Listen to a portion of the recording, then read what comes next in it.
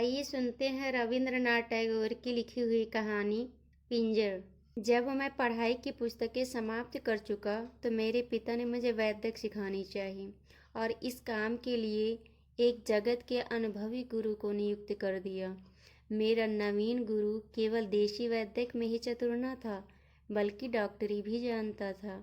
उसने मनुष्य के शरीर की बनावट समझाने के लिए मेरे लिए एक मनुष्य का ढांचा अर्थात हड्डियों का पिंजर मंगवा दिया था, जो उस कमरे में रखा गया जहाँ मैं पढ़ता था।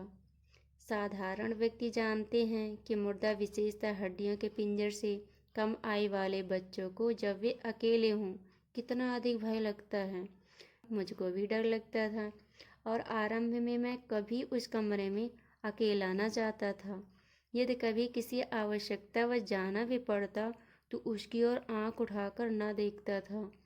एक और विद्यार्थी भी मेरा सहपाठी था, जो बहुत ही निर्भय था। वह कभी भी उस पिंजर से भयभीत न होता था और कहा करता था कि इस पिंजर की सामर्थ्य ही क्या है जिससे किसी जीवित व्यक्ति को हानि पहुंचा सके। अभी हड्डियां हैं, कुछ दिनों पश्चात मिट्टी हो जाएंगी। किंतु मैं इस विषय में उससे कभी सहमत न हुआ और सर्वदा यही कहता रहा कि यह मैंने माना कि आत्मा इन हड्डियों से विलग हो गई है, तब भी जब तक यह विद्यमान है वह समय असमय पर आकर अपने पुराने मकान को देख जाया करती है। मेरा यह विचार प्रकट में अनोखा या असंभव प्रतीत होता था और कभी किसी ने यह नहीं देखा होगा कि आत्मा फिर अपनी हड्डियों में वापस आई हो। किंतु यह एक अमर घटना है कि मेरा विचार सत्य और सत्य निकला। कुछ दिनों पहले की घटना है। एक रात को गृहस्थ आवश्यकताओं के कारण मुझे उस कमरे में सोना पड़ा। मेरे लिए यह नई बात थी, अतः नींद न आई और मैं काफ़ी समय तक करवटें बदलता रहा, यहाँ तक कि समीप के गिरजाघर ने 12 बजाए। जो लैंप मेरे कमरे में प्रकाश दे रहा था वह मध्यम होकर धीरे धीरे बुझ गया। उस समय मुझे उस प्रकाश के संबंध में विचार आया कि क्षण भर में पहले यह विद्यमान था, किंतु अब सर्वदा के लिए अंधेरे में परिवर्तित हो गया। संसार में मनुष्य जीवन की भी यही दशा है, जो कभी दिन और कभी रात के अनंत में जा मिलता है। धीरे धीरे मेरे विचार पिंजर की ओर परिवर्तित होने आरंभ हुए। मैं हृदय में सोच रहा था कि भगवान जाने ये हड्डियां अपने जीवन में क्या कुछ न होंगी। सहसा मुझे ऐसा ज्ञात हुआ जैसे कोई अनोखी वस्तु मेरे पलंग की चारों ओर अंधेरे में फिर रही हो, घूम रही हो। फिर लंबी सांसों की ध्वनि, जैसे कोई दुखित व्यक्ति सांस लेता है, मेरे कानों में आई और पाँवों की आहट भी सुनाई दी। मैंने सोचा यह मेरा भ्रम है और बुरे सपनों के कारण काल्पनिक आवाज़ें आ रही हैं, किंतु पाँव की आहट फिर सुनाई दी। इस पर मैंने भ्रम निवारण हेतु उच्च स्वर से बोला, कौन है? यह सुनकर वह अपरिचित शक्ल मेरे समीप आई और बोली, मैं हूँ, मैं अपने पिंजर को देखने आई हूँ। मैंने विचार किया मेरा कोई परिचित मुझसे हंसी कर रहा है, इसलिए मैंने कहा, यह कौन सा समय है पिंजर देखने का? वास्तव में तुम्हारा अभिप्राय क्या है? ध्वनि आई, मुझे असमय से क्या अभिप्राय? मेरी वस्तु है, मैं जिस समय चाहूँ इसे देख सकती हूँ। आह, क्या तुम नहीं देखती? वे मेरी पसलियाँ हैं जिनमें वर्षों मेरा हृदय रहा है। मैं पूरे 26 वर्ष इस घोंसले में बंद रही जिसको अब तुम पिंजर कहते हो। यदि मैं अपने पुराने घर को देखने चली आई तो इसमें तुम्हें क्या बाधा हुई? मैं डर गया और आत्मा को टालने के लिए कहा, अच्छा तुम जाकर अपना पिंजर देख लो, मुझे नींद आती है, मैं सोता हूँ। मैंने हृदय से निश्चय कर लिया कि जिस समय वह यहाँ से हटे मैं तुरंत भागकर बाहर चला जाऊँगा, किंतु वह टलने वाली आसानी से न थी। कहने लगी, क्या तुम यहाँ अकेले सोते हो? अच्छा आओ कुछ बातें करें। उसका आग्रह मेरे लिए व्यर्थ की विपत्ति से कम न था। मृत्यु की रूपरेखा मेरी आंखों के सामने फिरने लगी, किंतु विवशता से उत्तर दिया, अच्छा तो बैठ जाओ और कोई मनोरंजक बात सुनाओ। आवाज़ आई, लो सुनो। 25 वर्ष बीते, मैं भी तुम्हारी तरह मनुष्य थी और मनुष्यों में बैठकर बातचीत किया करती थी, किंतु अब शमशान की शून्य स्थान में फिरती रहती हूँ। आज मेरी इच्छा है कि मैं फिर से एक लंबे समय के पश्चात मनुष्यों से बातें करूं। मैं प्रसन्न हूँ कि तुमने मेरी बातें सुनने पर सहमति प्रकट की है। तुम बातें सुनना चाहते हो या नहीं? यह कहकर वह आगे की ओर आई और मुझे मालूम हुआ कि कोई व्यक्ति मेरे पाँव की तरफ बैठ गया। फिर इससे पूर्व कि मैं कोई शब्द मुख से निकालूं, उसने अपनी कथा सुनानी आरंभ कर दी। वह बोली, महाशय, जब मैं मनुष्य के रूप में थी तो केवल एक व्यक्ति से डरती थी, और वह व्यक्ति मेरे लिए मानव मृत्यु का देवता था। वह था मेरा पति। जिस प्रकार कोई व्यक्ति मछली को कांटा लगाकर पानी से बाहर ले आया हो, वह व्यक्ति मुझको मेरे माता पिता के घर से बाहर ले आया था और मुझको वहाँ जाने न देता था। अच्छा था उसका काम जल्दी ही समाप्त हो गया, अर्थात विवाह के दूसरे महीने ही वह संसार से चल बसा। मैंने लोगों की देखा देखी वैष्णव रीत से क्रियाकर्म किया, किंतु हृदय से बहुत प्रसन्न थी कि कांटा निकल गया। अब मुझको अपने माता पिता से मिलने की आज्ञा मिल जाएगी और मैं अपनी पुरानी सहेलियों से, जिनके साथ खेला करती थी, मिलूंगी। किंतु अभी मुझको मायके जाने की आज्ञा न मिली थी कि मेरा ससुर घर आया और मेरा मुख ध्यान से देखकर अपने आप कहने लगा, मुझको इसके हाथ और पाँव के चिन्ह देखने से मालूम होता है यह लड़की डायन है। अपने ससुर के वे शब्द मुझको अब तक याद हैं। वे मेरे कानों में गूंज रहे हैं, जिसके कुछ दिनों पश्चात मुझे अपने माता पिता के यहाँ जाने की आज्ञा मिल गई।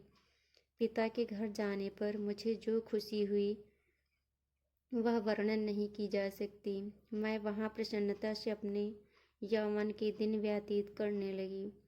मैंने उन दिनों अनेकों बार अपने विषय में कहते सुना कि मैं सुंदर युवती हूँ, परंतु तुम कहो तुम्हारी क्या सम्मति है? मैंने उत्तर दिया, मैंने तुम्हें जीवित देखा नहीं, मैं कैसे सम्मति दे सकता हूँ? जो कुछ तुमने कहा ठीक होगा। वह बोली, मैं कैसे विश्वास दिलाऊं कि इन दो गढ़ों में लज्जाशील दो नेत्र देखने वालों पर बिजलियां गिराते थे। खेद है कि तुम मेरी वास्तविक मुस्कान का अनुमान इन हड्डियों के खुले मुखड़े से नहीं लगा सकते। इन हड्डियों के चहुं ओर जो सौंदर्य था, अब उसका नाम तक बाकी नहीं है। मेरे जीवन के क्षणों में कोई योग्य से योग्य डॉक्टर भी कल्पना ना कर सकता था कि मेरी हड्डियां मानव शरीर की रूपरेखा के वर्णन के काम आएंगी। मुझे वह दिन याद है जब मैं चला करती थी तो प्रकाश की किरणें मेरे एक एक बाल से निकलकर प्रत्येक दिशा को प्रकाशित करती थी। मैं अपनी बाहों को घंटों देखा करती थी। आह, ये बाहें थी जिसको मैंने दिखाई अपनी ओर आसक्त कर लिया। संभवतः सुभद्रा को भी ऐसी बाहें नसीब न हुई होंगी। मेरी कोमल और पतली उंगलियां मृणाल को भी जलाती थी। खेद है कि मेरे इस नग्न ढांचे ने तुम्हें मेरे सौंदर्य के विषय में सर्वथा झूठी सम्मति निर्धारित करने का अवसर दिया। तुम मुझे यौवन के क्षणों में देखते तो आंखों से नींद उड़ जाती और वैद्यक ज्ञान का सौदा मस्तिष्क से अशुद्ध शब्द की भांति समाप्त हो जाता। उसने कहानी का तारतम्य प्रभावित रखकर कहा, मेरे भाई ने निश्चय कर लिया कि वह विवाह न करेगा और घर में मैं ही एक स्त्री थी। मैं संध्या समय अपने उद्यान में छाया वाले वृक्षों के नीचे बैठती तो सितारे मुझे घूरा करते और शीतल वायु जब मेरे समीप से गुजरती तो मेरे साथ अटखेलियाँ करती थी। मैं अपने सौंदर्य पर घमंड करती और अनेकों बार सोचा करती थी कि जिस धरती पर मेरा पाँव पड़ता है, यदि उसमें अनुभव करने की शक्ति होती तो प्रसन्नता से फूल ही न समाती। कभी कहती संसार की संपूर्ण प्रेमी युवक घास के रूप में मेरे पैरों पर पड़े हैं। अब ये संपूर्ण विचार मुझको अनेक बार विफल करते हैं कि क्या था और क्या हो गया। मेरे भाई का एक मित्र सतीश कुमार था। उसने मेडिकल कॉलेज में डॉक्टरी का प्रमाण पत्र प्राप्त किया था। वह हमारा भी घरेलू डॉक्टर था। वैसे उसने मुझको नहीं देखा था, परंतु मैंने उसको एक दिन देख ही लिया और मुझे यह कहने में भी संकोच नहीं कि उसकी सुंदरता ने मुझ पर विशेष प्रभाव डाला। मेरा भाई अजीब ढंग का व्यक्ति था। संसार के शीत ग्रीष्म से सर्वथा अपरिचित, वह कभी गृहस्थ के कामों में हस्तक्षेप न करता। वह मौन प्रिय और एकांत में रहा करता था, जिसका परिणाम यह हुआ कि संसार से अलग होकर एकांत प्रिय बन गया और साधु महात्माओं का सा जीवन बिताने लगा। हाँ, तो वह नवयुवक सतीश कुमार हमारे यहाँ प्रायः आता और यही एक नवयुवक था जिसको अपने घर के पुरुषों के अतिरिक्त मुझे देखने का संयोग प्राप्त हुआ था। जब मैं उद्यान में अकेली होती और पुष्पों से लदे हुए वृक्ष के नीचे महारानी की भांति बैठती तो सतीश कुमार का ध्यान और भी मेरे हृदय में चुटकियाँ लेता। परंतु तुम किस चिंता में हो? तुम्हारे हृदय में क्या बीत रही है? मैंने ठंडी सांस भरकर उत्तर दिया, मैं यह विचार कर रहा हूँ कि कितना अच्छा होता कि मैं ही सतीश कुमार होता।